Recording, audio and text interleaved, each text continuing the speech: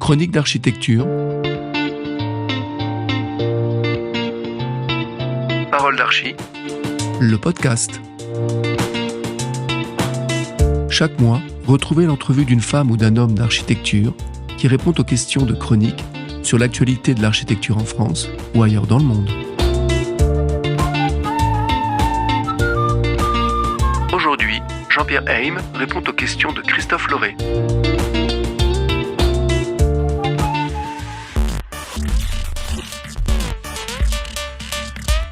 Parole d'archi, le podcast de Chronique d'architecture, accueille aujourd'hui l'architecte explorateur Jean-Pierre Heym. Son agence, Heym Design, avec des bureaux à New York, Paris, Shanghai et Athènes, a travaillé notamment sur des complexes hôteliers en Afrique, au Tibet, au Monténégro, sur des hôtels tropicaux à Saint-Martin, à Saint-Domingue et ailleurs. Et l'architecte conçoit d'ailleurs actuellement une proposition pour la station archéologique de Délos en Grèce. Enfin, Jean-Pierre Heym voyage aussi avec pour objectif de préserver l'authenticité de sites protégés tout en permettant leur ouverture au monde. Il a ainsi constitué du patrimoine photographique pour les bibliothèques de l'UNESCO notamment. Bonjour Jean-Pierre, merci d'avoir accepté l'invitation de Parole d'Archi, le podcast de Chronique. Bonjour Christophe, c'est un honneur de parler avec vous ce soir et je suis très heureux de répondre à tes questions. Cher Jean-Pierre, impossible ici de parler de tous tes projets. Parlons donc de celui qui fait ton actualité à New York, où tu as présenté cet automne le Yacht, premier navire commercial entièrement électrique et hôtel de luxe. Est-ce que tu peux nous en dire plus de ce projet ? Oui, c'est une idée que j'ai eue l'année dernière en faisant le tour de Manhattan avec une réception sur un yacht privé. Et je me suis dit que finalement, à Manhattan, il n'y avait pas d'hôtel sur la mer ni sur la rivière. C'était un projet très ambitieux parce que c'est la première fois qu'un hôtel de luxe avec un restaurant, avec un centre événementiel est complètement durable. C'est ce projet qui est un projet un petit peu de rêve que j'essaye de réaliser avec mes partenaires qui sont Paul Ben-Saba et Tony Van Vakidi. Paul est un businessman et Tony s'occupe de yachting international. Donc nous avons créé ce concept de manière à pouvoir donner naissance à une nouvelle vision de New York avec l'hôtellerie. Notamment, je me souviens, quand nous en avions parlé ensemble, tu m'avais dit, le luxe, c'était aussi de pouvoir dormir dans le silence. Dormir dans le silence, se réveiller en prenant le petit déjeuner devant la Statue de la Liberté, aborder le soir du côté de Hudson Yard, voir toutes les lumières de New York, faire le tour de Manhattan, pouvoir se faire déposer par une navette spéciale qui pourra prendre de n'importe quel endroit avec une voiture électrique et puis après une annexe qui pourra amener au bateau. Ça sera un peu le rêve que les gens ont pu avoir à Venise en venant avec un Riva au Cipriani. On va arriver dans un hôtel de luxe, un hôtel de très grand luxe puisque il n'aura que 20 cabines. Ça sera des suites luxueuses avec un restaurant gastronomique. On essaye d'avoir un chef étoilé français parce que on voudrait identifier le bateau au luxe français et surtout à l'exportation de l'art de vivre de la France. Pourquoi ? Parce que ce bateau sera associé à des grandes marques comme l'avait été d'ailleurs l'Île-de-France en 1927, le Normandie en 1932 et le France en 1962, puisque ces bateaux exportaient l'art de vivre de la France aux États-Unis. Quand le Normandie arrivait à New York et lorsqu'il est arrivé la première fois et qu'il était entièrement décoré avec l'art nouveau, ça a été une joie pour les Américains de découvrir ce qu'était l'Art Nouveau et ça a beaucoup influencé l'Art Nouveau à New York. Alors, les grandes marques comme Puyforca, comme Christophe, comme Bernardo, toutes ces grandes marques de l'art de vivre et de l'art de la table pourront être identifiées sur ce bateau. Jean-Pierre, tu trouves 20 marques et puis ils ont chacun leur suite. Et non seulement ça sera une très belle identification, mais ça sera aussi, on essaye maintenant on est en pleine phase de financement puisqu'il faut passer plusieurs étapes très difficiles aux États-Unis. Il y a un acte qui s'appelle le Jones Act qui a été fait en 1920 et c'est un acte de protection qui veut dire que tous les bateaux qui sont construits à l'étranger peuvent avoir une fabrication à l'étranger. Mais les bateaux qui vont circuler uniquement aux États-Unis sont protégés par cette loi qui s'appelle le Jones Act. Donc, ça veut dire qu'il faut construire avec un architecte naval et un chantier naval, il faut construire ce bateau aux États-Unis. Ça sera un bateau qui aura une identification américaine et française. Alors, un bateau électrique. C'est en fait l'idée de cette conception de bateau, et c'est pour ça que la ville de New York et aussi le Coast Guard Commission à Washington, qui dépend du fédéral, ont beaucoup aimé ce projet, et on est en pleine approbation de ce projet au point de vue administratif. Mais de fait, Jean-Pierre, tu as vécu 30 ans à New York, donc là, on comprend très bien que c'est pour New York que tu as pensé ce navire. Mais quand on y réfléchit, tout ce que tu essayes de faire, joindre le grand luxe avec le développement durable, c'est électrique, ça ne pollue pas, etc. Est-ce que le concept ne pourrait pas fonctionner également ailleurs que New York? Tu avais évoqué que à Dubaï, des investisseurs seraient également intéressés. Oui, alors c'est un projet qui est global, puisque nous l'avons étendu à plusieurs villes dans le monde. On l'a étendu bien sûr à New York en première ville, qui est une ville que je connais, je pourrais dire par cœur.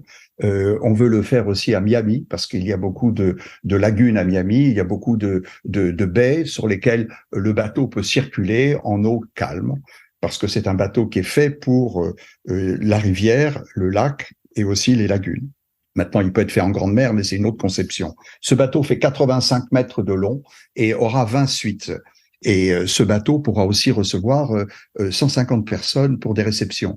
Alors, nous avons une version un peu tropicale, parce que la version de New York, avec le climat continental, ne s'adapte pas forcément à Miami ou à Dubaï. Et nous avons décidé de créer un concept supplémentaire qui va être créé d'une manière un petit peu, je dirais, tropicale ou de vacances. Ce n'est pas ta première aventure architecturale sur les flots des rivières, puisqu'il me semble qu'il y a déjà 2 ou 3 ans, tu avais conçu l'Explorateur, et c'était un hôtel tropical destiné à naviguer sur le Mékong. Où en es-tu de ce projet?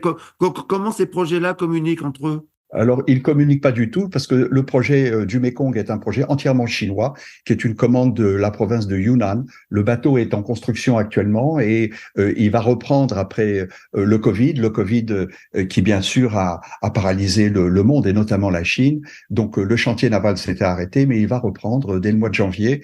Et normalement, c'est un bateau de 55 mètres. Il y en a 2. Ils font partie d'une flotte qui va être faite, puisqu'il va traverser 6 pays. Ce bateau partira de Chine pour aller au Laos, pour aller en Birmanie, repartir en Thaïlande, au Cambodge et terminer au Vietnam. Alors, c'est un bateau de croisière où il y aura à peu près 15 jours de navigation. C'est un bateau un peu de rêve, un bateau explorateur. Un bateau qui sera destiné à des endroits touristiques et surtout à une clientèle internationale. Alors, les autres bateaux qu'on est en train de créer sont des bateaux complètement différents, beaucoup plus grands, beaucoup plus spacieux et luxueux, puisque nous avons l'intention d'en faire un à Dubaï, où j'étais récemment.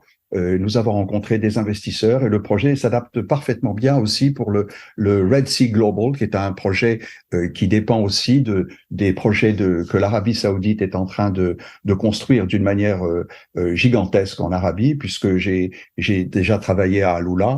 Et ce bateau pourra partir de la ville de Neom en passant par Hexagone jusqu'à Amalia et descendre aussi les atolls qui sont en train d'être construits actuellement sur la mer Rouge. Nous voulons développer aussi le projet en Chine entre Hong Kong, Macao et Shenzhen qui s'appelle le Great Bay. Et ça, c'est un projet très intéressant parce qu'il va reprendre un petit peu l'expérience que j'ai en Chine. En dernière destination, ce sera peut-être aussi Tokyo, parce que la baie de Tokyo est magnifique. Et la vision de Tokyo à partir de la baie est splendide, parce qu'on a même des vues sur le Fujiyama. Et c'est une hôtellerie un peu spéciale, une hôtellerie indépendante. Mais alors, Jean-Pierre, est-ce que nous aurons des yachts sur la Seine? Alors, la Seine a un petit problème, et d'ailleurs c'est le problème que nous avions à New York, mais c'est beaucoup mieux que la Seine, parce que la Seine, je pense que en période de crue, les ponts sont très bas, et c'est ce qui fait que les bateaux mouches ont cette forme très plate et très longue à un seul étage. Notre bateau à New York aura 2 étages et demi, et avec une hauteur de 7,50 m pour passer sous les ponts, même avec de la crue. Maintenant, les bateaux dans les zones tropicales, bien sûr, seront plus grands, plus spacieux, et le tonnage sera plus grand, puisque la hauteur pourra être variée jusqu'à 9,5 m.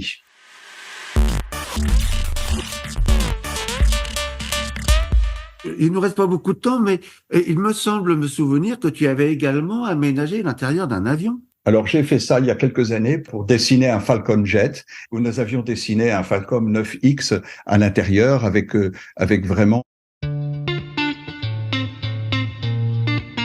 Chronique d'architecture. Parole d'archi. Le podcast. Chaque mois, retrouvez l'entrevue d'une femme ou d'un homme d'architecture qui répond aux questions de chronique sur l'actualité de l'architecture en France ou ailleurs dans le monde. Aujourd'hui, Jean-Pierre Heim répond aux questions de Christophe Lauré.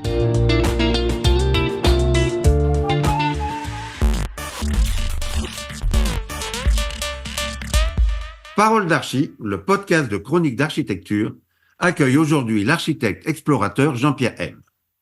Son agence, M Design, avec des bureaux à New York, Paris, Shanghai et Athènes, a travaillé notamment sur des complexes hôteliers en Afrique, au Tibet, au Monténégro, sur des hôtels tropicaux à Saint-Martin, Saint-Domingue et ailleurs. Et l'architecte conçoit d'ailleurs actuellement